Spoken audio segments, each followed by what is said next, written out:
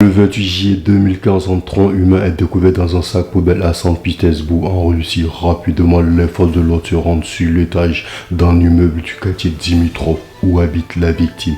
En toquant à la porte, une vieille dame va les ouvrir et cette dame-là se nomme Tamara Samsonova. Les policiers ignorant à cet instant que la grand-mère de 68 ans qui les accueille est en réalité une tueuse en série et une cannibale présumée qui a fait plus d'une quinzaine de victimes. Bienvenue pour cette nouvelle histoire d'enquête criminelle.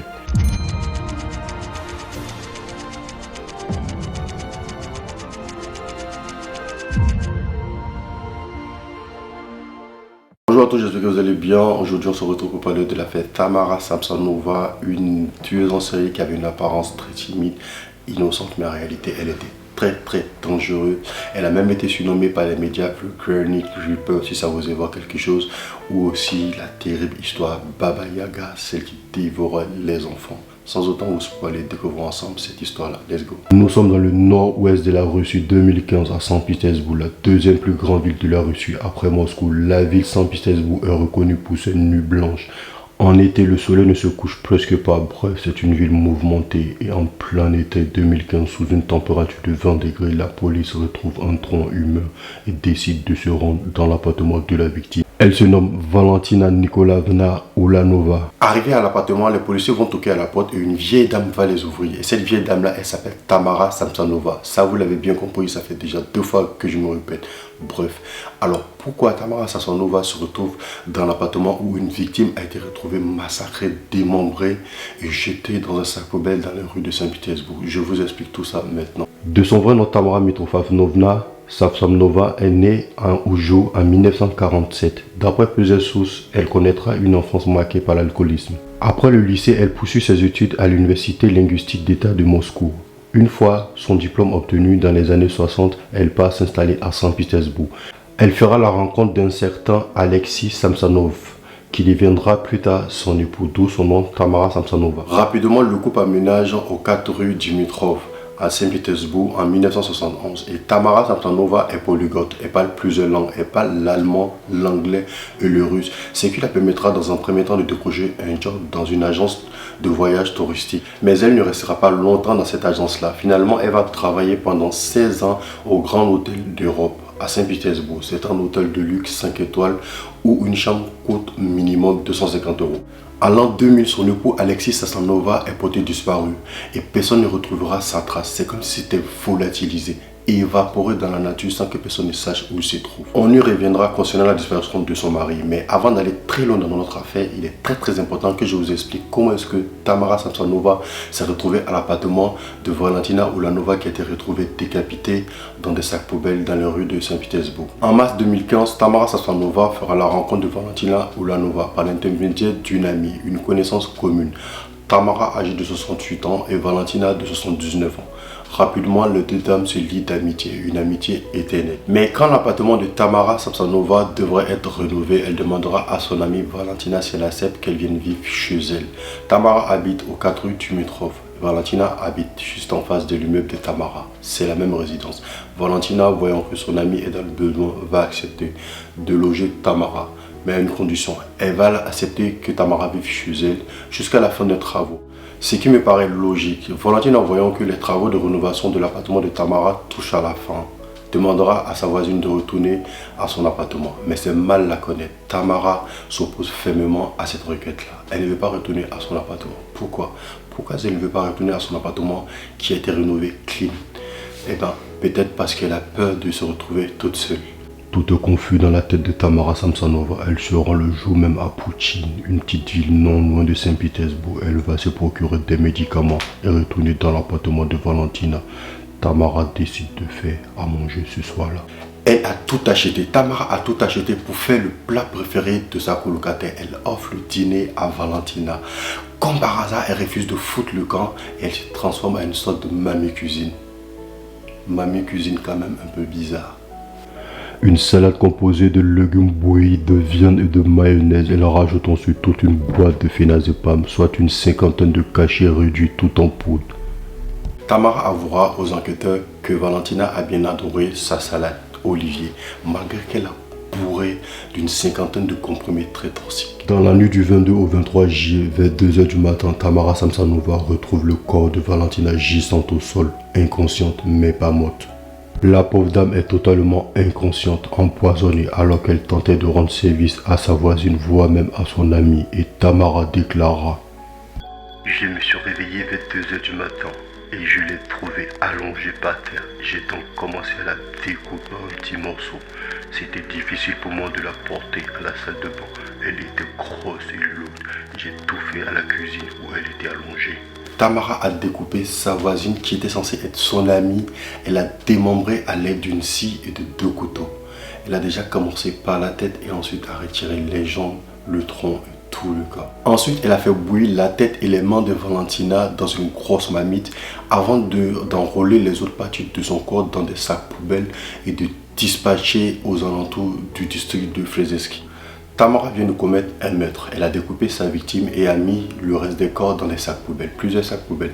Mais il va falloir se débarrasser de ces sacs-là. Et comment est-ce qu'elle va s'y prendre? Pour sortir tous ces sacs-là de l'appartement, elle a dû sortir et revenir plusieurs fois. Elle a même été filmée par plusieurs caméras de vidéosurveillance, près de 2 heures en train de sortir et de traîner les sacs. Elle est vêtue d'un imperméable bleu et la tête recouverte avec le corps de la victime dans des sacs poubelles en train de les traîner. Le lendemain du meurtre, une travailleuse sociale va signaler la disparition de Valentina Ulanova après que Tamara ait refusé qu'elle ne pénètre dans l'appartement qu'elle partageait avec la victime. Mais cette alerte-là ne donnera rien. Il faudra attendre 3 jours. 3 jours trop tard. Dans la soirée du 26 juillet, que le corps de Valentina sera retrouvé décapité avec des membres en moins enveloppés dans un rideau de douche. Le corps est retrouvé près d'un stand de la rue Dimitrov.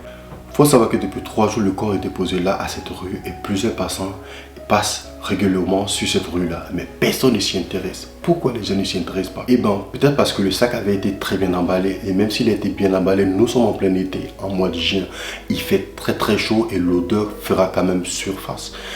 Au bout des 3 jours, un habitant de Dimitrov découvre ce sac. Et curieux qu'il est, il décide d'ouvrir et de regarder à l'intérieur. Il ne s'imagine pas que dans ces instants qui vont suivre, une effroyable horreur va frapper toute la ville. Rapidement, la police est arrêtée, une enquête est ouverte et grâce au résident, la police établit l'identité de la défunte. Le 28 juillet 2015, les forces de l'ordre de Saint-Pétersbourg se rendent au domicile de la défunte et lorsqu'ils frappent à la porte, Tamara Samsonova leur ouvre. Les policiers rentrent dans l'appartement pour faire une perquisition. Ils vont trouver des traces de sang dans la salle de bain, des attaches du rideau détachées, arrachées même. On trouve également la scie qui a servi au découpage, les 2 couteaux aussi ayant servi au démembrement. Parmi les livres de Tamara Samsonova, on retrouve son journal intime dans lequel elle écrit des poèmes et aussi des choses du quotidien. Par exemple, je me suis réveillé à 5 h du matin ou encore j'ai bu un café. Mais parmi toutes ces écritures du quotidien qu'elle écrivait dans son journal, en réalité se cachaient des choses horribles qu'elle a faites.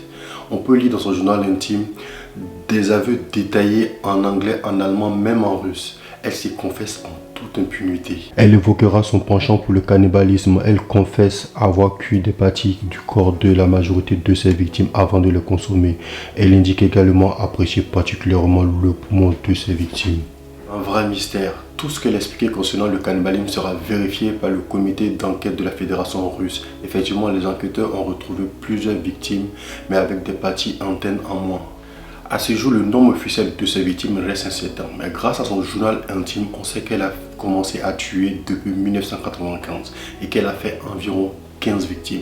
La plupart de ces victimes se retrouvent dans des cas de disparition irrésolus. Et si vous vous en souvenez très bien, je vous avais dit que son époux Alexis Samsonova avait disparu pendant l'année 2000. Et bien c'est grâce à son journal intime qu'on a pu savoir réellement ce qui s'est passé. En effet, Tamara Samsonova a poignardé son époux à mort durant son sommeil. Après la mort de son époux, maintenant qu'elle vit toute seule avec sa pension de 10 000 € équivaut à 150 € tous les mois, Tamara va devoir mettre en location sa 2e chambre, histoire de se faire un peu d'argent. Et c'est là qu'elle va péter les plombs, elle va commettre le plus de carnage. Plusieurs locataires séjourneront chez elle sans jamais ressortir vivants, l'un après l'autre. Une de ses voisines, Marina Kivenko, raconte: Je savais très bien qu'il ne restait pas longtemps, 1 mois, peut-être 2, mais pas plus. Plus de 20 ans, Tamara Samsonova fera des victimes. Elle découpe et démembre les corps et dépose tout le tout dans des sacs poubelles dans l'objectif qu'un boueur puisse passer le lendemain le récupérer. Elle se fera pas prendre jusqu'à ce que le meurtre de Valentina ne survienne. Lors de la perquisition chez elle, on a pu retrouver des effets ensanglantés de 7 victimes présumées disparues ou mortes. Immédiatement, Tamara Samsonova sera arrêtée et traduite devant le tribunal du district de Friends à Saint-Pétersbourg le 29 juillet 2015. Alors, concernant le motif de la mort de Valentina Ulanova, Tamara expliquera qu'elle redoutait de se retrouver toute seule. Elle se sentait toute seule lorsque Valentina lui a demandé de regagner son appartement. Elle sera donc forcée à effectuer un examen psychiatrique médico-légal et le 26 novembre 2015, les résultats indiqueront que Tamara est en danger public, mais un danger aussi pour elle-même. Elle sera diagnostiquée schizophrène. Pour cela, elle restera dans un centre spécialisé jusqu'au jour de son procès. Un jugement théâtral. Le jour du tribunal, quand Tamara arrive au tribunal du district de Frzezinski, elle se mettra en scène, elle se mettra à applaudir, à rigoler et même à envoyer des baisers aux journalistes qui couvrent l'événement.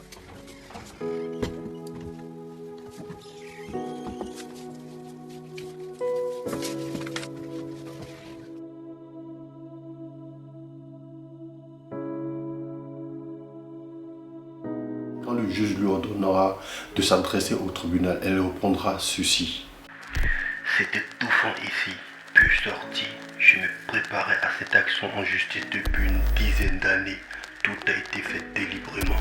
Elle est suspectée d'avoir tué 14 personnes, mais seulement 2 ont pu être vérifiées. Tamara sera donc reconnue coupable, mais aussi malade mentale. Elle sera donc mise à l'hôpital pénitentiaire psychiatrique de haute sécurité de Kazan en décembre 2015. Aujourd'hui, elle est âgée de 77 ans et elle est toujours en détention. C'est ainsi que s'achève notre affaire Tamara Samsonova. Si vous avez suivi la vidéo jusqu'à la fin, n'hésitez pas à le mettre en commentaire.